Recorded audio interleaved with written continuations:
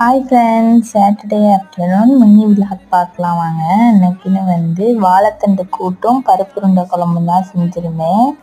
பருப்புருண்டை குழம்பு செஞ்சு ரொம்ப நாளாகிடுச்சு. அதனால் அன்னைக்குன்னு பருப்புருண்டை குழம்பு செஞ்சுட்டு வாழைத்தண்டு கூட்டு அத்தை கொடுத்து விட்ட வடகம் வச்சு தாளிச்சாச்சு. இந்த உருண்டை குழம்பு எங்கள் வீட்டில் அப்போவே நான் சின்ன வயசுலேருந்து எப்படி செஞ்சாங்களோ அது மாதிரி செஞ்சுருக்கேன். இந்த மாதிரி இட்லி பாத்திரத்தில் வச்சு வேக வச்சுட்டு தான் இந்த உருண்டை குழம்பு வைப்பாங்க. உருண்டை ஒன்று கூட உடையாத டேஸ்ட்டு செமையாக இருக்கும். இதோட ஃபுல் ரெசிபி வீடியோ நம்ம சேனலில் சீக்கிரமே நான் ஷேர் பண்ணுறேன், கண்டிப்பாக செக் பண்ணி பாருங்கள். அன்றைக்கின்னு என்னெல்லாம் செஞ்சுருந்தேன்னா சாப்பாடு, உருண்டை குழம்பு, வாழைத்தண்டு கூட்டு, அதுக்கப்புறம் அந்த உருண்டை குழம்பு வச்சுருந்த உருண்டை அதையே வச்சு வடை, அப்பளம். இதுதான் அந்த சனிக்கிழமை அன்னைக்கு நான் செஞ்ச ரெசிபி. இது பார்த்துட்டு எப்படி இருக்குன்னு சொல்லுங்கள். பாப்பாவுக்கு வடையுமே ரொம்ப பிடிச்சிருந்துச்சு.